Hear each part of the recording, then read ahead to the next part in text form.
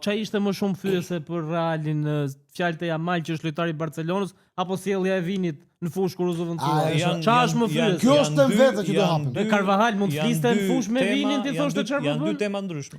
Vinicius e mori përgjigjen nga Bernabeu. Shumë dakord pra. Kur po dilte nga fusha, po vërshëllej.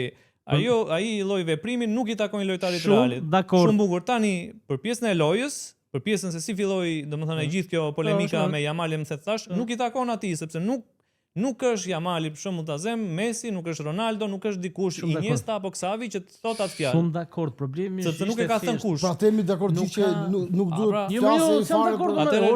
Edhe një herë, ishte një lojtar i Barcelonës që tha ne do fitojmë Bernabeu se fituan dhe vitin e kaluar do bëj Reali vjes dhe Reali ankohet pastaj. Merren me një fëmijë 18 vjeç. 2012. Merren me një fëmijë mirë që se than, hajde lejmi numër telefonin dhe takohemi në TikTok më radh. Ishte ai djali i vogël që thoshte hajde shkojmë aty thoshte. Merren me një 18 vjeçar që ka një familje që ka braktis teorikisht në rrugë, sepse ai nuk ka familje, ai ka një baba pianist me kaçavida rrugës, që nuk ka se si ta edukoj, dhe merren me atë.